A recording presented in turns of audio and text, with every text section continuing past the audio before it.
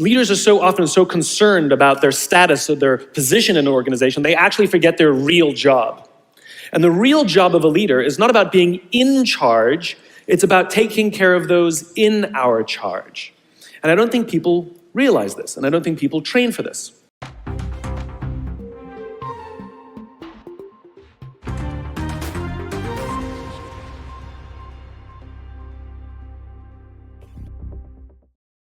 We've built a full toolkit for designing and building your own virtual operating system that actually works. If you want that, drop a VOS in the comments and we'll send it your way.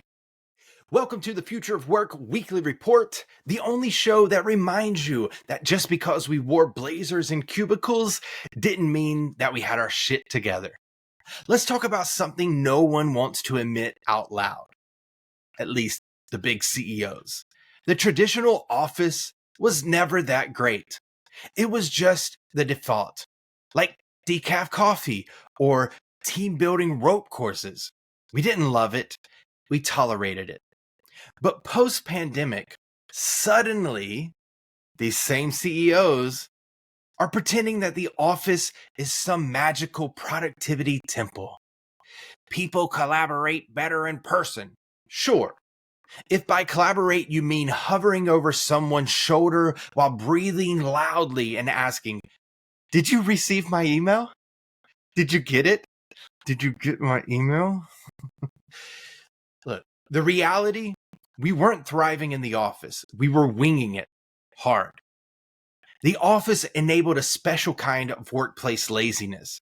Not the you're scrolling LinkedIn at your desk again kind, but the structural kind. Let me break it down. Lazy leadership. We didn't invest in leadership development. We just assumed if someone could talk confidently in meetings, they were ready to manage people, which is how we got Dave from sales, leading strategy with vibes and ego alone. I'm sure he's doing good. And then we had lazy processes, or no processes. Most companies never documented anything. Knowledge lived in people's heads. Slack messages, or Sharon's unofficial onboarding guide saved in a random folder titled Miscellaneous Stuff. It's a good place. And then we had lazy employee development. Growth, that happened by osmosis, or not at all. And onboarding, it usually went like this. Here's your laptop. Good luck. Don't break anything. Seriously, don't break anything. And good luck. There are two things that I think that great leaders need to have: empathy and perspective. And I think these things are very often forgotten. Leaders are so often so concerned about their status or their position in an organization, they actually forget their real job. And the real job of a leader is not about being in charge, it's about taking care of those in our charge. And I don't think people realize this, and I don't think people train for this. When we're junior, our only responsibility is to be good at our jobs. That's all we really have to do.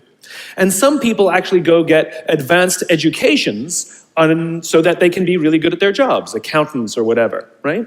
And you show up and you work hard, and the company will give us tons and tons of training how to do our jobs. They'll show us how to use the software. They'll send us away for a few days to get trained in whatever it is that we're doing for the company. And then they expect us to go be good at our jobs. And that's what we do. We work very hard. And if you're good at your job, they'll promote you. And at some point, you'll get promoted to a position where we're now responsible for the people who do the job we used to do, but nobody shows us how to do that. And that's why we get managers and not leaders. Because the reason our managers are micromanaging us is because they actually do know how to do the job better than us. That's what got them promoted. Really what we have to do is go through a transition. Some people make it quickly, some people make it slowly, and unfortunately some people will never make that transition at all. Which is we have to go through this transition of being responsible for the job and then turning into somebody who's now responsible for the people who are responsible for the job. And as I said before, one of the great things that is lacking in most of our companies is that they are not teaching us how to lead. And leadership is a skill like any other. It is a practicable, learnable skill. And it is something that you work on. It's like a muscle. If you practice it all the days, you will get good at it and you will become a strong leader. If you stop practicing, you will become a weak leader. Like parenting, everyone has the capacity to be a parent. Doesn't mean everybody wants to be a parent, and doesn't mean everybody should be a parent. Leadership is the same. We all have the capacity to be a leader. Doesn't mean everybody should be a leader, and it doesn't mean everybody wants to be a leader. And the reason is because it comes at great personal sacrifice. Remember, you're not in charge, you're responsible for those in your charge. That means things like when everything goes right, you have to give away all the credit. And when everything goes wrong, you have to take all the responsibility. That sucks, right? It's things like staying late to show somebody what to do. It's things like when something does actually break, when something goes wrong, instead of yelling and screaming and taking over, you say, try again. When the overwhelming pressures are not on them, the overwhelming pressures are on us. At the end of the day, great leaders are not responsible for the job. They're responsible for the people who are responsible for the job. They're not even responsible for the results. I love talking to CEOs and say, what's your priority? And they put their hands on their hips all proudly and say, my priority is my customer. I'm like, really? You haven't talked to a customer in 15 years. There's no CEO on the planet responsible for the customer. They're just not. They're responsible for the people who are responsible for the people who are responsible for the customer. The office let us skip building actual systems because we could physically chase someone down and ask, where's the Q4 deck? But then the pandemic happened, and suddenly these shortcuts broke. Remote work didn't cause the chaos. It revealed the chaos we'd already normalized. We didn't just notice it before because we could rely on proximity as a productivity crutch. Need info? Just ask the person next to you. Missed something? Walk over to your boss's office. Promotions coming up? Look busy near the boss. Post-pandemic, none of that works. And instead of fixing it, companies are saying, you know, this will solve it on its own, or maybe we just need more desks. So Google, Amazon, JP Morgan Chase, all pushing office returns as if location magically fixes culture and productivity. But let's do a quick data dump.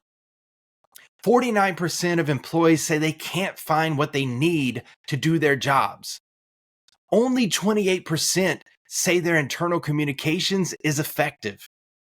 And a solid 73% feel overwhelmed by communication. But sure, let's bring people back for better collaboration while forcing them to relearn what day is pizza day. We missed the plot. The pandemic cracked the window open for real workplace change, and instead of jumping out into the future, we climbed back in through the same broken door. Here's the real opportunity. Build leadership programs that actually teach people to lead distributed teams, or how we work today. Document processes like grown-ups so people can self-serve themselves and know and have what they need when they need it to get their jobs done. Then we need to create onboarding that doesn't feel like a scavenger hunt. And how do we do that? We use platforms like ours, Grapevine, that was literally built to fix the foundation we ignored for years. The goal isn't to go back. It's to go forward and do it better. So before your CEO schedules another return to culture town hall, ask them this. What exactly are we returning to?